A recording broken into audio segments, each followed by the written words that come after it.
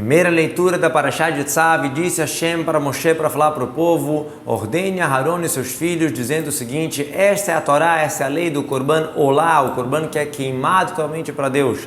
Ria Olá, ela que vai ser subir e ser entregue para Deus sobre a fogueira no Mizbeach toda noite até amanhã, e o fogo do Mizbeach vai pegar no Korban Olá.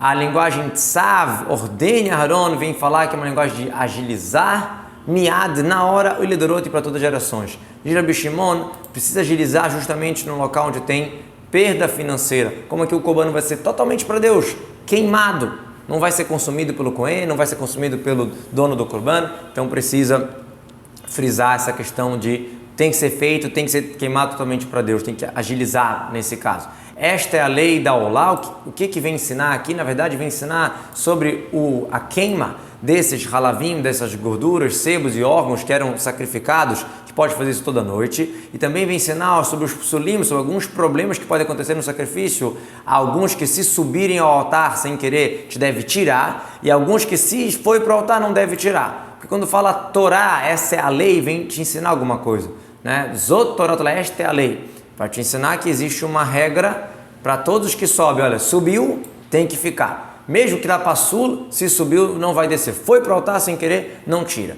Porém, tem alguns casos que mesmo que foi, deve tirar. Quais são? Ria Olá, ela é Olá. Vem excluir, do caso de Irovê ou de Nirbar, um animal que teve contato sexual com um homem ou com uma mulher. Nesse caso, que não foi um erro no sacrifício, não foi um erro de intenção, um erro no abate, o erro foi antes de começar, o animal já estava passando antes de chegar ali, então nesse caso, se subiu para o altar, deve tirar. E assim também se for algum outro tipo de erro já antes de chegar. E o Cohen vai vestir a sua túnica de linho e suas bermudas de linho, ele vai vestir sobre a sua carne, e ele vai tirar, levantar as cinzas que vai consumir o fogo e o olá do Mizbeach, vai colocar próximo do Mizbeach do lado. Midobad é a sua túnica, o kutonet. Por que fala midô, a sua túnica, a sua roupa, que tem que ser na medida do Cohen, não pode ser fora do tamanho dele. Sobre a sua carne, ou seja, as roupas, não pode ter uma coisa interrompendo entre a roupa do Cohen e a própria carne do Cohen. Ele vai levantar, vai tirar as cinzas, ou seja, ele vai mexer ali com a pá cheia daquelas cinzas mais internas, né, que já estão bem consumidas, e vai colocar ao lado leste da rampa do altar, ou seja, para o lado de quem entra ali no tabernáculo ou no Beit HaMikdash. A cinza que vai consumir o fogo do Eolá, ou seja, o altar fez o animal virar cinza, então desse a cinza ele vai fazer o trumata deste que a gente chama, que é elevar, tirar e colocar do lado do Mizbeach. Sobre o Mizbeach, se a pessoa quando foi pegar a cinza, ou quando ele encontrou alguns órgãos que não tinham sido consumidos, então ele deve colocar no Mizbeach, depois que ele mexeu nas brasas e pegou lá do íntimo, devolve aqueles pedaços que não comeram, que não foram consumidos. Por isso que fala etaolá la Mizbeach, ou seja, se você mexeu na cinza e você chega e vê que tem pedaços que não foram queimados, coloca de volta na fogueira para queimar tudo direitinho. Depois que ele fez isso, ele vai tirar a sua roupa, vai vestir outras roupas e vai tirar essas cinzas e vai levar para fora do acampamento para um local puro. Ou seja, no início ele tira para depois do lado do Mizbeach, depois ele leva para fora. Por que vem a questão de tirar a roupa? Na verdade, isso aqui não vem uma questão de obrigação, isso é uma questão de educação, do caminho da terra, do normal. Ou seja, não vai sujar as roupas quando ele vai tirar a cinza para fora, então não use aquela mesma roupa que você usa sempre. Em outras palavras, a roupa que você cozinha, um prato, uma panela, para o seu mestre, você não deve servir o copo para ele. Então, por isso, qual é a roupa que ele vai usar para levar a mexer com as cinzas e levar para fora? Roupas inferiores ao nível da roupa que ele serve no templo mesmo. Veotzita, ele vai tirar essas cinzas. Aqui a gente está falando da cinza que já está montado no tapur, que era um monte, tapur quer dizer maçã, ou seja, um bloco que ficava ali, que depois de muito tempo já não tem mais espaço para você arrumar os sacrifícios, então você tinha que tirar. Isso não é uma obrigação fazer todo dia, porém, atrumar, tirar um pouquinho das cinzas e botar do lado do Mizbeach, isso era obrigação todo dia. Mas de vez em quando se juntava demais cinza ali no altar, então ele tinha que pegar com roupas inferiores às comuns que ele usava e levar para fora do acampamento. E o fogo sobre o Mizbeach vai encandecer nele, não vai ser apagado, e o Cohen vai acender sobre ela madeiras de manhã, e vai preparar, colocar sobre essa fogueira o Korban Olá, e vai queimar as gorduras do Shelamim.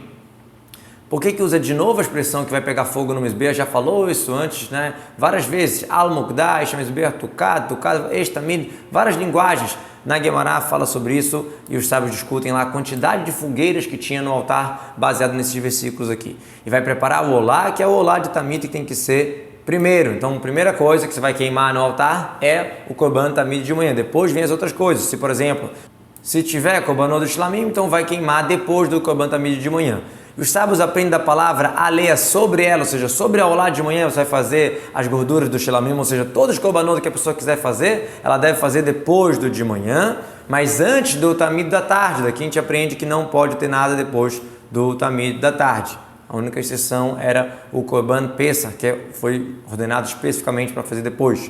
O fogo frequente vai estar acendendo no Mizbeach, não pode ser apagado. Isso é uma mitzvah que o fogo tem que estar ali o tempo inteiro. Esse mesmo fogo acendiam o fogo para acender a menorá, o Tashito Lalot Ner Tamid, também ela era pego do Mizbeach externo, né, que ficava ali o fogo sempre. A pessoa que apaga o fogo do Mizbeach está transgredindo duas proibições, dois lavim, né, porque fala a expressão mais de uma vez que não pode apagar, não pode deixar de ter o fogo ali. E essa é a lei da mincha, a lei da oferenda de trigo, que em geral é levado com azeite, e os filhos de Aharon vão aproximar perante Deus para a face do Mizbeach. Por que de novo usa a expressão Torá da mincha, a lei da mincha, vem te ensinar uma lei geral, que é, precisa de azeite, precisa de levoná, que é uma seiva ou líbano, que foi falado. Obviamente que tem alguns casos que não são, né, de pecado, que a gente não tem o azeite. Você podia pensar que só a minhá de um Israel, de um judeu, que tem a kmitzá, que tem uma parte que é tirada, uma parte que é consumida, que precisa do azeite do olíbano. E é do Cohen, que ela é totalmente queimada, você podia pensar que não. Por isso a expressão usada é Torá, a minhá, a lei da minhá, a lei geral. Você vai sacrificar ela. O que quer dizer sacrificar? Aproximar de novo. Você vai aproximar ela. O que quer dizer aproximar? Na verdade, o Cohen tinha que pegar a minhá, a oferenda no utensílio que estava, e aproximar na protuberância, no canto dromito maravilhoso sudoeste do altar. Tinha que fazer essa agachar. Perante Hashem é no lado oeste, que é no lado mais próximo do tabernáculo, a parte mais sagrada. Então por isso que essa agachar era feito no canto do altar sudoeste, quer dizer, para esse lado aqui da rampa e do lado de lá, do lado próximo à construção.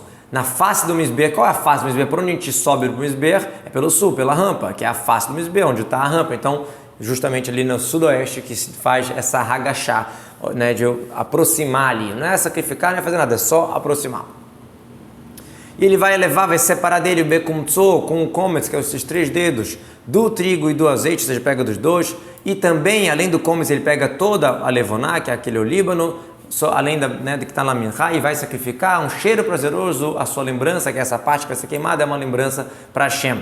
Verim meno dele do melhor. Ou seja, na hora que a pessoa vai fazer a kmitzá, vai estar o issaron todo, vai estar a medida toda ali. Bekumtso, com os seus dedos, né, com o seu punho, vamos chamar assim, porque não pode ter uma colher, alguma medida para usar lá e tirar a quantidade. Não, tem que ser exatamente com o dedo, com esses 3 dedos assim. Do trigo e do azeite, daqui a gente vê que a gente pega do local onde está com bastante azeite, mas na verdade o azeite vai em tudo. A minhá fala a oferenda que não vai estar misturada com outra, tem que ser só aquela oferenda. E além disso tem também a levoná, ou seja, além dessa kmitzá, que é o trigo e o azeite, ele vai tirar toda a seiva que foi colocada ali e vai queimar. E como isso não foi explicado aqui somente, foi explicado na minhá, né, lá da Parashá de Vaikra, por isso você precisou falar aqui para falar a lei de todas as menachot que são assim mesmo do Cohen. E o que sobrar disso, né, tirou um pedaço para queimar, o que sobrar o Aron e os seus filhos vão comer quando não é feito pelo Cohen. É uma regra geral. Isso tinha que ser matzot, tinha que ser consumido sem fermentar no local sagrado, no pátio do Romedo, não pode tirar para fora. No local sagrado, qual é? Ele logo explica no pátio do Romedo. Não pode ser assado o hametz, nenhuma parte, né, que você foi colocado dos fogos de Hashem. Isso aqui é sagrado, como o hatat, como o Hashem. Isso aqui tem é santo, não pode tirar, e também não pode ser assado o hametz, nem o que sobrar. Não pode. Como o hatat, como o Hashem. No caso, uma minhá de um pecador, ela é como o hatat. Por isso que se a pessoa fizer a kmitzá, tirar o pedaço sem a intenção, não vale, igual o korban hatat. Já uma minhá de nedavá, de doação, a lei dela vai ser como o Hashem, que se ela tirou sem a intenção, está valendo. Todo macho dos filhos de Arão pode comer esse resto, o que sobra da Kimitzá, uma regra eterna para todas as gerações, dos oferendas de fogo para Deus. Tudo que tocar neles vai se santificar.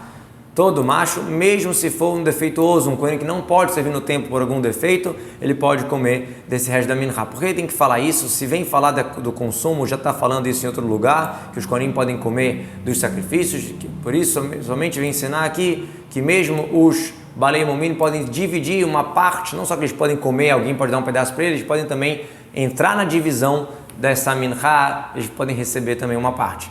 Todos aqueles que tocarem vão santificar, ou seja, se algum Kodashim Kalim, algum Korban mais leve, ou alguma coisa que é rolino, que é do cotidiano, que tocou nisso e tiver algum contato, recebeu um pouco do sabor, alguma coisa assim, já fica sagrado, você vai ter que receber a mesma lei, que se tiver psulá, por exemplo, a minhá, ele vai ficar passul, e se tiver kasher, vai ser consumida com todas as leis de minhá, com pureza, dentro do pátio do Ramoed e tudo isso, só porque tocou na minhá, já fica sagrado como uma minhá.